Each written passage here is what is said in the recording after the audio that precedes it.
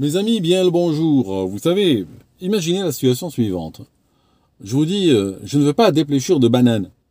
Non, je vous ai pas dit ne mangez pas de banane. C'est pas ça mon propos. Je vous ai dit, je ne veux pas que vous produisiez des épluchures de banane. Je ne veux pas les voir.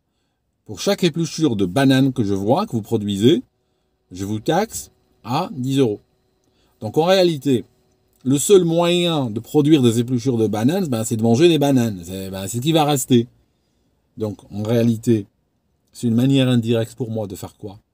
De taxer la consommation de bananes. D'accord? C'est ça un petit peu l'idée. Je vais vous raconter une histoire. Vous savez, j'ai tendance à dire j'avais un violon d'Ingres. J'en avais beaucoup à travers ma vie. Celui-là, ça fait longtemps que je ne l'ai pas visité, donc je suis un petit peu rouillé, je gâtouille un peu. Et je vais vous raconter une histoire pour vous expliquer un petit peu le fond du dogme climatique. Vous savez, j'ai ramené un cahier. Ce cahier, vous n'avez pas l'habitude de le voir sur ce canal. Ce cahier vient d'un autre canal, d'un canal que j'ai sur l'aviation. Enfin, je vous raconterai une autre fois. Mais voilà l'idée. Quand on brûle un hydrocarbure, et vous savez, notre civilisation est basée sur ça, basée sur l'oxydation des hydrocarbures. Alors qu'est-ce qu'elle fait?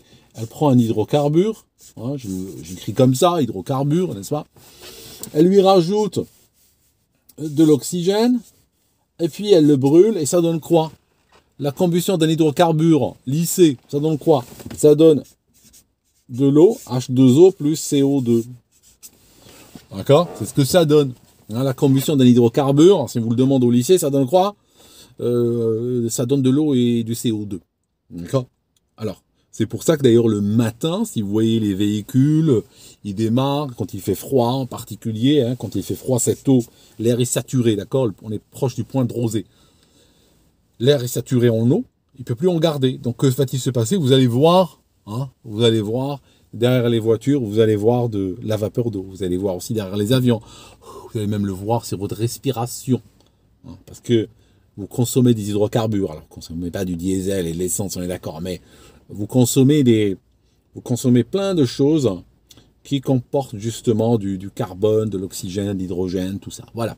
Regardez la formule du sucre pour vous en convaincre. Alors, ça c'est la vision simple. Je vais faire peut-être une vision un peu plus complète, un peu plus réaliste. Alors attendez, je vais prendre un stylo. D'accord? Je vais prendre un stylo et on va le refaire. On va le refaire autre. Regarde. On va prendre notre hydrocarbure et on va l'oxyder. Alors je prends mon hydrocarbure, je vais l'appeler HY. D'accord? Ça, c'est mon hydrocarbure. Je lui rajoute quoi? Je lui rajoute en réalité pas de l'oxygène, je lui rajoute de l'air. Forcément, on n'est pas en train de brûler des bougies ou on n'est pas en train de donner de l'oxygène pur à nos voitures ou aux avions. Qu'est-ce qu'on fait? On leur donne de l'air. L'air, il y a quoi dedans? Il y a de l'oxygène et de l'azote. Il y a plus d'azote que d'oxygène. En réalité, on vit sous atmosphère d'azote. En réalité, l'oxygène, c'est à peu près 20%, si ma mémoire est bonne. Alors, l'air en général, souvent, si vous avez par exemple un feu de forêt, d'accord, vous allez voir que l'air, vu qu'il comporte seulement 20% d'oxygène, il n'est pas très bon à fournir suffisamment d'oxygène pour bien alimenter le feu. Donc que se passe-t-il? Au niveau de la combustion, on va avoir ceci. On va avoir, au lieu d'avoir du CO2, où chaque carbone prend 2 oxygènes, on va surtout avoir du CO, du monoxyde de carbone. Les carbones ne trouvant pas assez d'oxygène pour tout le monde, on se dit écoutez les gars, on va partager.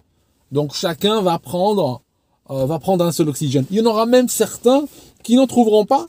Et donc, ça sera du carbone avec N. Et je crois, si ma mémoire est bonne, il y a eu un prix Nobel à une époque à ce sujet avec, je crois, N supérieur à 60. Si ma mémoire est bonne, c'est de la suie. C'est de la suie.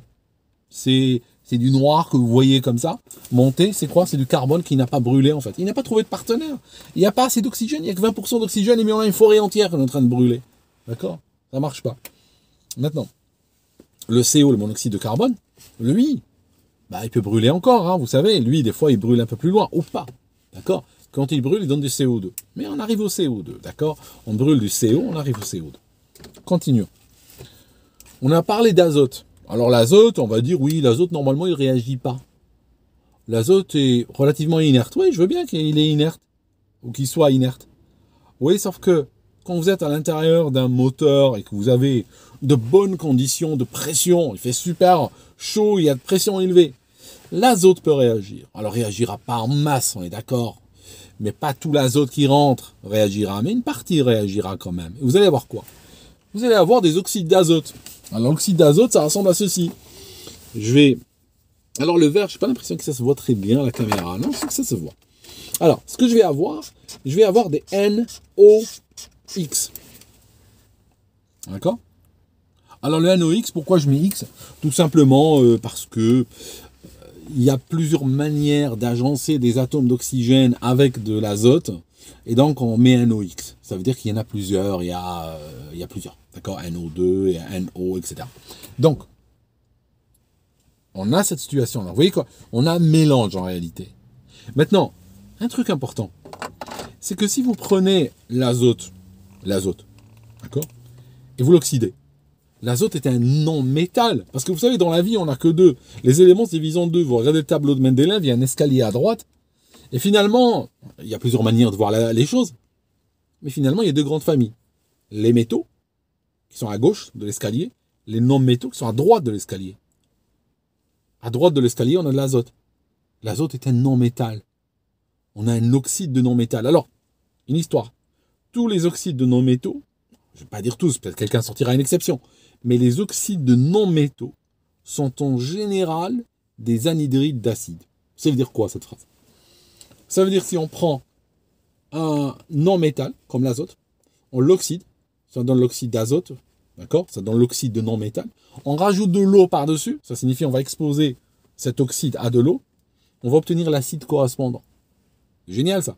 Donc par exemple, si vous prenez notre NOx et vous le mélangez à de l'eau, ben vous allez obtenir l'acide nitrique, l'acide nitreux, bon, ça dépend ce que vous avez.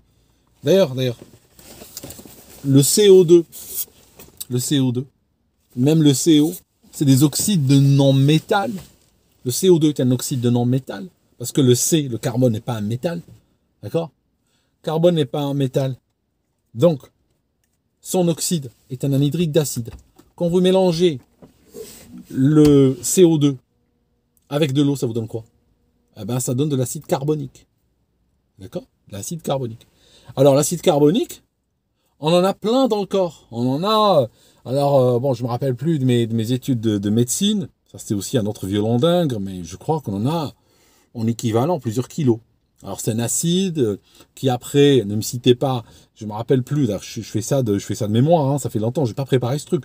Donc, l'acide carbonique, une fois qu'il se mélange avec d'autres produits, donc par exemple du magnésium, du calcium et tout ça, il y a des substitutions qui vont se passer, il peut précipiter sous forme de sel solide, hein, ça donne les eaux, des choses comme ça par exemple, d'accord? Donc, on en a plein, c'est pas quelque chose de super toxique. Par contre, les oxydes d'azote, certains, enfin la plupart, hein, il y a une exception ou deux, hein, mais certains sont, et la majorité sont ultra toxiques. Par exemple, vous prenez, je vous déconseille, vous prenez je crois, du cuivre, d'accord? Cuivre en poudre. Et puis, vous mettez quelques gouttes d'acide nitrique glacial par-dessus. Vous allez ouvrir la porte de l'enfer.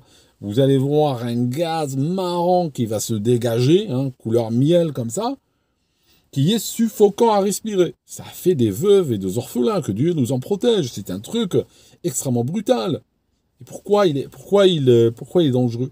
Parce que quand on le respire, hein, quand il passe, quand on l'inhale, et il va dans les poumons, il fait quoi? Il rencontre de l'humidité des poumons. C'est un oxyde de non-métal. Qu'est-ce qu'il fait quand il rencontre l'eau des poumons, l'humidité? Eh ben, il va se dissoudre dedans et donner des acides, tout de suite. Tu as de l'acide nitrique ou de l'acide nitreux ou autre dans les poumons. Et voilà, c'est pour ça que c'est acre. D'accord? C'est pour ça que rien que l'odeur de ce truc-là, c'est normalement les gens sont en train de courir dans votre direction. D'accord? Donc, c'est très toxique. C'est hyper toxique. Ce qui nous intéresse, nous, hein, quand on parle de climatisme, c'est pas vraiment le l'azote et tout ça qui est un polluant. Ce qui nous intéresse, c'est le carbone. Alors, ce qu'on appelle le carbone, en réalité, ça, on fait ça parce que les gens qui en parlent sont généralement très dogmatisés et peu scientifiques. Quand on parle de carbone, en réalité, ils sont en train de parler de CO2, d'accord, de dioxyde de carbone. Alors, ils disent carbone, d'accord, pour faire simple. Mais voilà, mais c'est pas du carbone, c'est du dioxyde de carbone. Comme le dioxyde de carbone vient de la combustion d'hydrocarbures dans l'air, eh bien, qu'est-ce qu'on est en train de faire? Si je veux vous taxer le CO2, en fait, je suis en train de vous taxer l'air, je suis en train de vous taxer l'oxygène. Vous allez dire, pourquoi pas l'hydrocarbure? Non, l'hydrocarbure, c'est déjà taxé, d'accord? J'ai rempli le réservoir ce tantôt, alors j'ai pas fait le calcul, mais je crois que c'est déjà taxé à 80%, d'accord? Ça veut dire, si je mets 100 euros de carburant, j'ai 20 euros de carburant en réalité, et j'ai 80 euros de taxe. Donc ça, c'est hyper taxé déjà. D'accord? Il reste la taxe sur l'air. Alors si on crée ça et on appelle ça la taxe sur l'air, et qu'on dise il n'y a pas assez d'air pour tout le monde, il va falloir limiter la consommation d'air, il va falloir limiter l'accès à l'air, en réalité, monétiser l'accès à l'air, c'est ça la réalité, c'est monétiser l'accès à l'air. Ça signifie que tu accèdes à l'air, tu dois payer. D'accord? Parce qu'on ne cherche pas à éliminer tout ça. On cherche tout simplement à venir se greffer dessus et demander de l'argent. Donc, la réalité, c'est que si on te demande de payer une taxe sur l'air, tu vas dire, mais vous êtes des malades. Donc, qu'est-ce qu'on va faire? On va prendre la dégradation des hydrocarbures par les humains, par les vaches, par les voitures, par les avions, par le chauffage, par toute forme d'activité humaine ou animale, quelle qu'elle soit. Ton déplacement, ta nourriture, tes voyages, ton chauffage, ta douche, tout dépense, à un moment donné, va dépenser de l'air qu'on veut te taxer, la taxe sur l'air. Alors qu'est-ce qu'on fait? On fait comme l'histoire des épluchures de bananes. On ne taxe pas la banane, on taxe l'épluchure de banane. Le CO2, c'est l'épluchure. D'accord?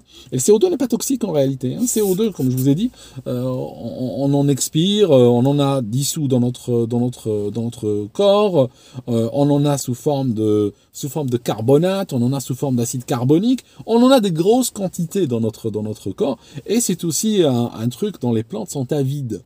Hein, les plantes le bouffent. Donc c'est une nourriture pour les plantes en réalité. D'accord? Regardez des gens qui font un certain type de plantation, je n'ai pas envie de donner de détails, ils utilisent des cylindres de CO2, je crois que leur collerette est noire, pour alimenter leurs plantes. Il y a des gens, ils ont une plantation, hein, et puis tu as des tubes, et puis tu as le CO2 qui coule sur les plantes. CO2 étant plus lourd que l'air, il a tendance à tomber, à couler façon douche, et donc ils ouvrent ce gaz-là, et le gaz coule sur les plantes qui grandissent très vite. Donc, le CO2 est capturé en bonne partie par les plantes. Ce n'est pas un polluant. D'accord? C'est pas un polluant. Même si certains politiciens, assez illettrés par ailleurs, vous le diront, oh oui, c'est un polluant. Non, c'est pas un polluant du tout. D'accord? Ça, c'est un polluant. Ça, oui. Les oxydes d'azote et tout, ça, c'est un polluant. Ça, c'est une véritable saloperie. Mais ça, non, ça ne l'est pas. D'ailleurs, une époque, ce qu'ils ont fait, ils ont poussé les véhicules diesel à l'intérieur des villes, parce que le véhicule diesel, à toute chose égale, relâche un peu moins de CO2. Mais il relâche beaucoup d'autres saloperies. Mais en fait, on a privilégié la réduction de CO2, qui ne va pas te tuer. Et puis, en compensation, on avait plus de particules, on avait plus de molécules très dangereuses dans les villes, que les gens ont respiré et beaucoup de morts. D'accord? Vous voyez le dogme, vous voyez, quand on est dogmatisé, quand on est idéologisé, on peut aller très loin. Donc, l'idée, c'est qu'on est en train de te taxer sur l'air. Voilà. Donc on te dit, l'air nous appartient, l'utilisation de l'air, tu payes. Voilà, c'est tout. Et quand on te dit, par exemple, ton billet d'avion, tu dois compenser ton carbone, en fait, c'est pas ça. Il ne faut pas le dire, tu dois compenser ton carbone. Tu n'as pas moyen de compenser ton carbone. D'accord, hein? Comment tu vas compenser ton carbone? Tu vas le faire comment? D'accord? Si tu poses la question, tu dis oui, on va planter des arbres. Ah, donc vous admettez que le CO2 est bouffé par les arbres. D'accord? Vous admettez quand même. Alors, la réalité, c'est comment tu dois le lire. Quand on te dit, tu dois payer pour, ou bien tu achètes un truc, on va dire, ça a coûté tant de carbone. En fait, ça a coûté tant d'air. D'accord? C'est-à-dire qu'on va te dire, ça a coûté, par exemple, tu payes 20 euros, Ces 20 euros, en réalité, c'est un droit d'usage de l'air. L'air nous appartient, tu nous payes un droit d'usage. C'est tout, hein, aussi simple que cela. Sinon, le carbone, l'oxygène, l'hydrogène, machin, sont tous dans des cycles. Hein. C'est des cycles qui datent de... Vous savez, il y a un mec qui l'a enfermé une fois dans une bouteille. Il a enfermé une plante avec de l'eau, tout ça, dans une sorte de grosse bouteille comme ça. Il y a une photo de lui en ligne. Si vous cherchez, je ne me rappelle plus le nom du gars. Je crois que la plante a survécu des 20 ans là-dedans, plus. Parce que, justement, il y avait un écosystème fermé qui tournait. La Terre, c'est pareil. Il y a un écosystème qui est en train de tourner. Et puis les choses, tous ces molécules, tous ces atomes font des cycles et reviennent sous une forme ou une autre. Voilà. Sauf que là, on veut monétiser la chose, on veut monétiser le cycle, parce que comme c'est un cycle naturel interminable, si on se greffe dessus, on arrive à te convaincre de payer, bah, tu vas payer pendant 15 générations, quoi. Tu vas les enrichir, et puis eux, ils construiront des châteaux, achèteront des jets privés, feront des gros stuff, et puis toi, tu paieras pour l'air, c'est tout. Tu paieras tes seigneurs pour l'air. Je sais pas s'il y en a eu des seigneurs dans le passé féodal ou autre, qui ont dit que l'air leur appartenait, puis que son utilisation devait ouvrir qu'il fallait leur payer des taxes pour l'utilisation de l'air, mais nous y sommes aujourd'hui, hein, franchement nous y sommes. Merci mes amis d'avoir suivi ce petit cours de chimie, et puis on se voit dans une prochaine vidéo. Merci d'avoir été là.